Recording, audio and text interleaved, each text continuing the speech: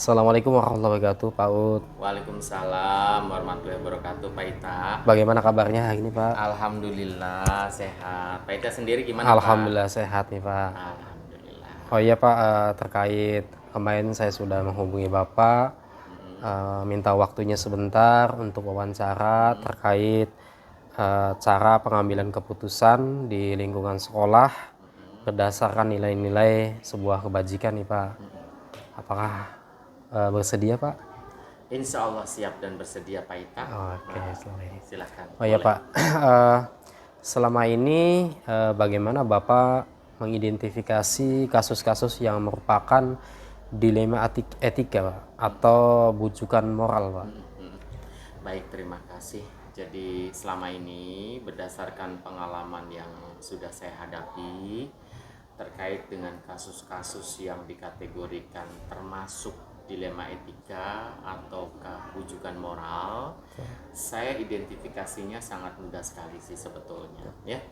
Jadi manakala kasus itu kita lihat dari sisi aturan, itu jelas melanggar aturan, atau dari sisi norma itu melanggar norma hukum, itu udah otomatis kita kategorikan termasuk bujukan moral, Iya. gitu ya. Sudah otomatis tuh kita ambil yang benarnya kan. Betul. Yang salahnya nggak kita ambil. Nah, tentu saja berarti ketika kasusnya itu antara beberapa yang benar dan benar, ya berarti itu termasuk dilema Etika. Itu sih identifikasinya. Oke, Pak, selama ini bagaimana Bapak menjalankan pengambilan keputusan di sekolah Bapak ya, terutama untuk kasus-kasus yang dimana ada dua kepentingan yang sama-sama benar atau sama-sama mengandung nilai kebajikan nih, Pak. Baik, tentu saja itu adalah hal yang sangat sulit sebetulnya, Ya. ya, bagi siapapun, termasuk saya sebagai pimpinan, ya. Karena manakala dua kasus tersebut dua-duanya sama-sama benar, gitu ya. Tapi di sini kita harus tentukan mana yang harus kita pilih, tentukan untuk kita ambil keputusannya, gitu ya. Langkah-langkahnya yang pertama tentu saja saya akan identifikasi dulu ya kasus ini sebetulnya mana sih sebetulnya yang memang mengandung unsur agar cepat kita tangani misalkan seperti itu. Yeah. Tentu saja dengan kita diskusi dengan pihak-pihak yang lain kan, agar apa? Agar semuanya itu bisa terfasilitasi dan saya sebagai pimpinan tepat memilih mana yang didahulukan gitu ya. Uji panutan juga penting loh. Kita pegang gitu ya. Dalam hal tadi kesulitan-kesulitan tadi agar kita bisa atasi ya. Kebiasaan-kebiasaan mereka yang biasa selama ini mengambil keputusan dengan benar, tepat dan berdampak ya kita pakai kayak gitu. Luar biasa ya. Ternyata harus diidentifikasi terlebih dahulu ya, Pak ya. Betul, Pak Ita. Nah, langkah-langkah atau prosedur seperti apa yang Bapak lakukan ya selama ini, Pak, untuk mengidentifikasi tersebut? Ya, seperti yang tadi saya sampaikan, yang pertama tentu saja kita harus tenangkan diri dulu dari permasalahan yang kita hadapi tadi. Kita anggap masalah ya. Betul. Karena apa? Ya karena ada beberapa kepentingan yang sama-sama benar gitu ya. Tapi kita harus ambil keputusannya itu satu gitu. Yeah. Itu kan masalah bagi kita sebagai pimpinan. Betul, ya. Nah, kita tentu saja kan ada langkah-langkah atau tahapan yang harus kita lakukan. Pertama tadi kita tenang dulu lah ya, agar kita berpikir jernih. Dengan cara kita menjalin diskusi juga dengan pihak-pihak lain. Bisa aja misalkan orang yang dituakan di sekolah ini atau para wakil kepala sekolah, kemudian atau bisa saja tadi uji panutan ya. Kita lihat mereka yang selama ini sudah sukses dalam pengambilan keputusan yang baik dan benar seperti itu. Oke. Ya. Selanjutnya nih Pak ya, hal apa saja yang selama ini Bapak anggap efektif dalam sebuah pengambilan keputusan pada kasus-kasus dilema etika? Yang kata kuncinya kalau bagi saya adalah komunikasi yang efektif. Ya. Ya. Komunikasi yang efektif itu adalah salah satu kunci yang paling penting dalam kita mengambil keputusan. Dengan siapa saja, Ya. dengan pihak-pihak terkait, dengan yang bersangkutan, Ya. atau bisa dengan tokoh-tokoh yang kita anggap penting untuk kita tiru dalam pengambilan keputusan itu. Ya, Iya. seperti itu, Pak. Mencari informasi juga penting, Pak. Betul ya. Informasi awal agar sebagai bahan kita sebagai pimpinan mengambil keputusan itu tepat, gitu ya. Oke Pak, selanjutnya nih Pak, hal apa saja yang selama ini merupakan tantangan dalam pengambilan keputusan pada kasus-kasus dilema etikanya Pak? Tentu saja sangat menantang ya kasus-kasus dilema etika ini. Menantang bagi kita sebagai pimpinan itu harus mengakomodir semua kepentingan yang ada. Sebagai contoh misalkan ketika di sekolah tadi ada satu guru yang memang dia harus bertugas di kelasnya, tapi di satu sisi dia punya kepentingan terhadap keluarganya. Contoh misalkan ada anaknya yang sakit dan harus diambil tindakan yang tepat dan cepat. Maka apa yang harus saya putuskan? Ya komunikasi tadi dulu dengan pihak yang bersangkutan. Apakah misalkan ada pihak lain yang bisa membantu untuk kepentingannya di rumah, gitu ya? Kalau tidak ada sama sekali, berarti apa solusi yang dapat diberikan? Ya bisa saja misalkan dengan mendelegasikan, menugaskan kepada guru piket untuk tugas di sekolahnya, sehingga dia bisa lakukan itu kepentingannya dengan tidak meninggalkan pula, mengabaikan tugas dia di sekolah. Jadi seperti itu. Jadi luar biasa sekali. Jalan gitu. Betul, harus mengambil sebuah keputusan dengan dua-duanya harus jalan ya Pak ya. Oke Pak, untuk selanjutnya nih Pak, apakah Bapak memiliki sebuah jadwal tertentu dalam sebuah penyelesaian kasus dilema etika Pak? Apa ada langsung menyelesaikan di tempat? Atau memiliki sebuah jadwal untuk menyelesaikannya Pak? Bentuk atau prosedur seperti apa yang Bapak selama ini jalankan di Sekolah 4 Gabus Wetan ini? Iya, baik, terima kasih Pak. Untuk kasus dilema etika ini tentu saja tergantung dari kondisinya ya, kondisi atau kasus yang ada gitu ya. Bisa saja kasus itu harus segera mungkin diselesaikan saat itu jika memang urgent. Dan ketika tidak diputuskan saat itu maka akan berdampak tidak baik ya, berdampak tidak baik bagi dirinya yang bersangkutan, bagi orang lain, atau bahkan bagi sekolah. Ya, sebagai contoh kasus yang tadi ya, yang misalkan tadi ketika dia abaikan itu tugas di sekolah maka akan berantakan, anak-anak tidak ada yang memfasilitasi gitu ya. Begitupun juga kalau dia diabaikan di rumahnya juga bisa saja nyawa anaknya tidak tertolong seperti itu. Jadi ada kasus-kasus yang memang harus saat itu juga kita ambil keputusan. Ada juga kasus-kasus yang jenisnya memang bisa ditunda untuk kita ambil keputusannya gitu ya, dengan jeda waktu tertentu. Gitu, seperti itu Pak. Ya, luar biasa sekali ini Pak ya. Selanjutnya nih Pak, apakah adakah seseorang atau faktor apa saja yang selama ini mempermudah atau juga membantu Pak Utomo dalam mengambil sebuah keputusan dalam kasus-kasus dilema etika nih Pak? Baik, terima kasih Pak. Tentu saja dalam pengambilan keputusan saya sebagai pimpinan itu saya nggak bisa berdiri sendiri juga ya. Karena saya sebagai pimpinan juga manusia biasa sama gitu ya. Artinya saya butuh teman diskusi, saya butuh kolaborasi. Jadi paling tidak saya juga ikut libatkan pihak-pihak terkait, pihak-pihak tertentu yang mana bisa jadi untuk menguatkan keputusan yang saya ambil itu benar-benar tepat dan dapat dipertanggungjawabkan. Seperti itu, seperti guru-guru senior yang kita ambil keputusan melalui diskusinya gitu ya, atau wakil kepala sekolah yang selama ini kita sudah percaya dan kita ingin tahu ide-idenya dan lain sebagainya. Seperti itu Pak. Betul Pak, semacam sebuah kolaborasi juga ya Pak ya, dalam mengambil keputusan, tidak hanya diambil oleh diri kita sendiri sehingga imbasnya mungkin menjadi sebuah faktor sekali lagi untuk keberlangsungan buat siswa kita juga ya Pak. Betul Pak, jangan sampai kita menyesali ya dari iya. keputusan yang kita ambil yang secara apa ya gerasa gerusu Betul. gitu ya, tidak tepat sehingga dampaknya akan tidak baik gitu kan. Tentu saja untuk kepentingan bersama gitu. Oke Pak, dari semua hal yang disampaikan oleh Pak Utomo tadi ya, kira-kira pelajaran apa yang Bapak petik nih dari pengalaman Bapak selama mengambil keputusan dilema etika nih Pak? Pelajarannya adalah bahwa kita harus selalu bersikap tenang terhadap setiap permasalahan yang kita hadapi, ya, terhadap kasus-kasus apapun yang kita hadapi.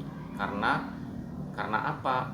Karena kita penting sekali untuk memutuskan sesuatu yang tepat dan dapat dipertanggungjawabkan. Ya, jadi ketenangan itu penting. Kemudian jalin komunikasi dengan efektif, itu juga penting. Karena dengan komunikasi yang baik, maka akan mencapai sebuah tujuan yang disepakati bersama dengan baik pula.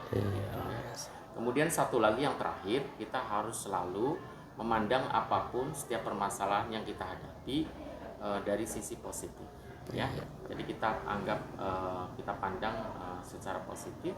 Agar apa? Agar kita tenang dalam menghadapinya, kemudian kita menemukan solusinya yang terbaik. Seperti itu Pak. Oke, luar biasa sekali ini Pak. Demikian pertanyaannya Pak. Dari yang Bapak yang sampaikan tadi luar biasa. Itu juga buat nanti pembelajaran buat saya nih Pak ke depannya. Oke, terima kasih banyak nih Pak atas waktunya. Sama-sama Pak Ita. Semangat, sukses selalu.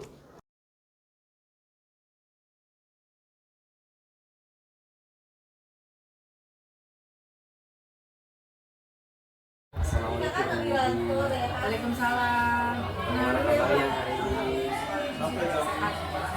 Dengan Bapak siapa? Pak Ita. Dari SMP 4 Sutra. Ini tujuannya maaf mengganggu waktunya itu mau wawancara atau menggali informasi mengenai cara pengambilan keputusan di lingkungan sekolah berdasarkan nilai-nilai kebajikan yang selama ini yang sudah diterapkan oleh guru.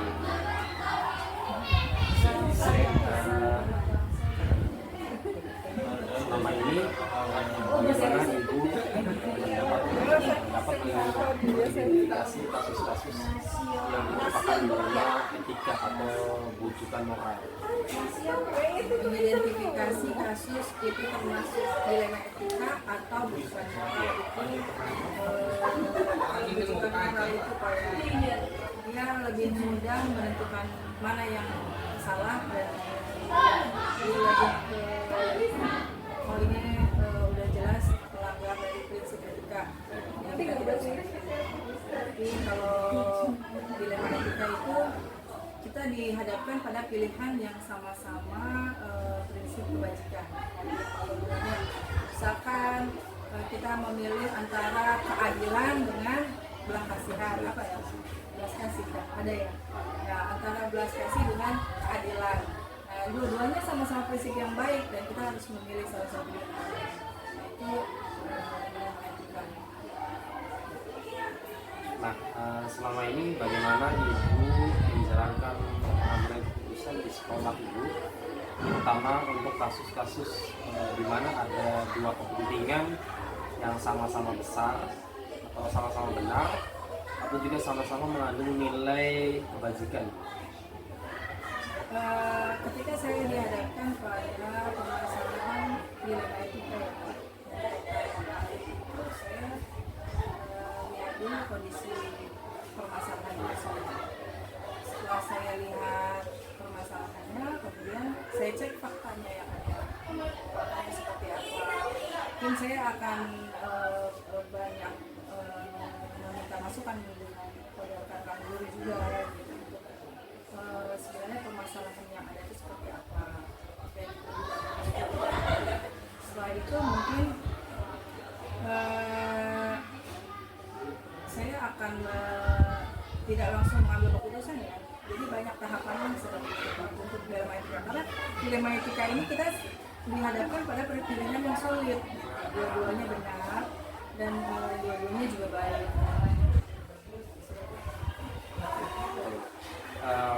Lalu bagaimana langkah-langkah prosedur seperti apa yang biasanya dilakukan untuk menghadapi seperti itu? Yang pertama ya tadi saya akan melihat fakta yang ada di permasalahan apa yang terjadi. Kemudian mendengar dari orang-orang yang langsung terlibat pada permasalahan tersebut, mencari informasi. Kemudian selanjutnya dalam memutuskan permasalahan saya akan melihat, karena kalau sama-sama di dilema etika itu tidak ada keputusan yang baik. Dua-duanya karena dua-duanya baik gitu, tidak ada keputusan yang salah maksud saya, karena dua-duanya baik. Paling yang bisa kita ambil itu adalah keputusan yang memiliki dampak negatif yang kecil. Jadi kita pilih yang resikonya lebih kecil daripada yang paling gitu. Kalau selanjutnya hal apa saja yang selama ini dianggap lebih efektif ya untuk pengambilan sebuah keputusan pada kasus-kasus dilema etika tadi yang dianggap efektif? Pertama saya pasti tadi tuh ya awal itu selalu cari faktanya dulu. Nah kemudian selanjutnya sebelum saya mengambil keputusan saya uji ini dulu. Ketika saya misalkan uji publik dulu ibaratnya ya, ketika saya ambil keputusan yang A, nanti akibatnya seperti apa, dampaknya seperti apa. Kemudian kalau misalkan saya ambil keputusan yang B, nanti selanjutnya seperti apa, dampaknya seperti apa, buat teman-teman yang banyak ini seperti apa, apakah resikonya akan lebih besar yang A atau yang B. Mungkin saya akan mengambil ke yang resikonya lebih kecil. Oke, untuk selanjutnya hal apa saja yang selama ini merupakan sebuah tantangan dalam pengambilan keputusan pada kasus-kasus di dunia etika yang ibu alami? Ya, pertama karena dilema etika itu ya Pak ya, dilema etika itu sendiri karena harus yang pertama kita harus mematuhi aturan dan kewajiban yang ada dulu. Walaupun dulunya sama baik, gitu kadang-kadang kita harus lihat nih aturan kita seperti apa dulu, undang-undang kita seperti peraturan yang mengikat dulu kita seperti apa. Kita nggak boleh lepas dari undang-undang peraturan tersebut. Kemudian yang kedua kita memaksimalkan manfaatnya bagi banyak orang. Apakah keputusan yang kita ambil ini manfaat bagi banyak orang atau tidak. Kemudian yang ketiga fokus pada karakter atau niat baik kita nih. Kalau kadang-kadang orang misalkan ngambil keputusan dia ada maksud terselubung kan seperti itu ya, ada juga yang seperti itu, misalkan udah saya ikutin yang ini tapi padahal dia punya maksud terselubung. Nah kita harus lurusin lagi niat baik kita. Nah di tiga hal tersebut dari tidak boleh keluar dari peraturan yang ada, kemudian kita harus benar-benar keputusan itu bermanfaat bagi orang banyak, kemudian tidak luruskan lagi niat kita. Nah itu menjadi tantangan juga saya untuk mengambil keputusan. Jadi sebenarnya memang di dalam kita itu pengambilan keputusannya tidak semudah itu. Oke, selanjutnya gitu nih, apakah ibu memiliki sebuah jadwal tertentu dalam sebuah penyelesaian kasus di dunia etika? Apakah ibu juga menyelesaikan di tempat atau di sebuah jadwal untuk penyelesaiannya, atau bentuk atau prosedur seperti apa yang ibu jalani selama ini? Untuk prosedur atau jadwal, kalau prosedurnya memang ada langkah-langkah. Bapak di CBD juga sudah belajar ada beberapa langkah ditempuh sebelum kita memberikan keputusan dalam sebuah dilema etika. Itu dalam jadwal tersebut itu kalau langkah-langkah tersebut itu kalau kita tempuh kita akan meminimalisir resiko atau dampak yang akan terjadi. Nah, untuk penjadwalan atau waktu itu bisa dilihat dari besar kecilnya kasus. Kalau misalkan kasusnya bisa ditangani lebih cepat atau kemudian fakta-fakta yang ada juga sudah tersedia cepat, gitu kita bisa ambil keputusan dengan waktu yang lebih cepat. Beda dengan hal permasalahan yang lebih besar, lebih kompleks seperti itu. Oke, selanjutnya adakah seseorang atau faktor-faktor apa yang selama ini berbeda atau juga membantu ibu dalam mengambil keputusan dilema etika? Kalau seseorang atau orang yang membantu saya dalam melaksanakan pengambilan keputusan ini, sepertinya teman-teman kepala sekolah yang dari CGP juga ya Pak, dari GP ya, kalau program yang teman-teman saya udah bergerak gitu, kalau bergerak, mereka itu sangat membantu saya. Kita biasa ada komunitas itu, kita saling sharing gitu, walaupun memang yang pengambilan keputusan mereka itu tidak bisa full bisa dipakai semua karena kita beda karakteristik dan beda tapi memang kita dapat masukan dari teman-teman kan. Kemudian dari pengalaman pribadi kita juga, pengalaman pribadi kita, setiap permasalahan yang ada di hidup kita nih akan terulang lagi. Mungkin ketika kita pindah ke sekolah yang lain terjadi lagi hal seperti itu menjadi pengalaman buat kita. Mungkin ada perbedaan di wilayah atau orang-orang itu aja. Yang terakhir, dari semua hal yang telah ibu sampaikan tadi, kira-kira pelajaran apa yang dapat ibu petik pengalaman selama mengambil keputusan ini? Pelajaran yang bisa saya ambil adalah keputusan dilema etika itu benar-benar tidak mudah. Mengambil keputusan dalam suatu dilema etika itu tidak mudah dan tidak bisa cepat diambil. Banyak langkah yang harus kita laksanakan sampai kita mengambil keputusan. Cuman prinsip yang hal-hal yang prinsip yang bisa kita pilih dalam dilema etika itu jangan sampai kita walaupun itu memang baik, tapi jangan sampai kita melanggar aturan yang sudah berlaku. Atau peraturan sekolah, bisa juga keputusan menteri atau Kemendikbud seperti itu. Kemudian yang kedua, keputusan yang kita ambil itu memang harus benar-benar bermanfaat banyak orang. Yang ketiga, kembali meluruskan niat kita dalam mengambil keputusan. Itu aja sih. Banyak sekali informasi yang saya dapat Bu. Juga saja juga bekal buat saya Bu, untuk calon ibu kontrak Bu.